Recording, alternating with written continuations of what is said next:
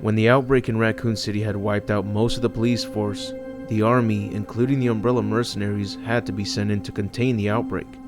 As the army dealt with holding the exits, Chris and Jill knew that because the police chief could not be trusted, as well as the Umbrella mercenaries, they needed to make a new team and give the Raccoon City S.T.A.R.S a final shot at taking down Umbrella. So they gave a man known as Falcon their blessing and created the S.T.A.R.S Charlie team. Before Falcon joined the S.T.A.R.S Charlie team, during his youth, his father took a job on the police force of a rural town halfway across the US. Falcon had to learn to defend himself, even though he was always bigger than everyone else. But his father taught him well, and told him that he should only battle the bad guys. When Falcon was elected for the Army Rangers, he had found his true calling, and the Army would tell him who to fight, and they would decide who was the bad guy. Unfortunately, one day he was set up by the Army to take the fall for an international incident, and figured his life was over. But then, he was brought into S.T.A.R.S and quickly assigned to England. His first mission, helping some S.T.A.R.S agents find Umbrella's headquarters in Europe. After completing the mission, Falcon was brought back to the States to form and lead the S.T.A.R.S Charlie team, a job where the bad guys are easily identified.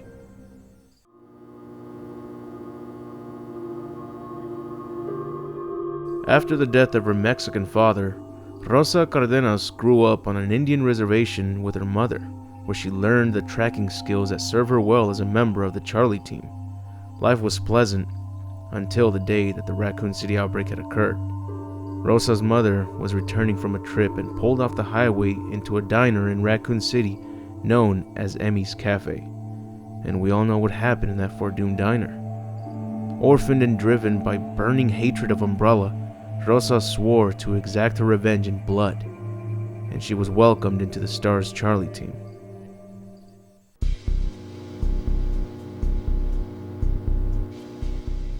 Quan Williamson is an Australian of Thai descent who first came to the States on a prestigious scholarship. He's a brilliant man when it comes to vehicles and machinery of all kind. His natural aversion to authority proved to be his undoing. He would clash with the school administrators more than once, and he eventually dropped out to form a band of his own. But one night, in a desert bar known as the Saguaro Wells Saloon, he met Leon S. Kennedy, who would forever alter his life. Quan would immediately join the S.T.A.R.S Charlie team.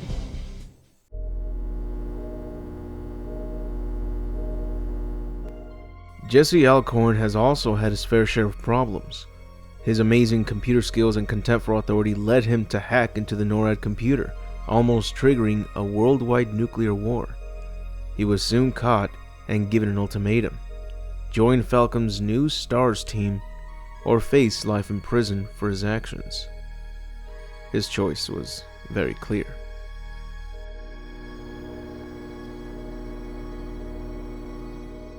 Raquel Fields was their newest recruit in the S.T.A.R.S Charlie team, and she served as the team's munitions expert. As her first mission, she was sent by herself to Christiana, Colorado, and investigate the area as it was said to be an infected zone. With this said, she is well trained and was glad to join the S.T.A.R.S Charlie team.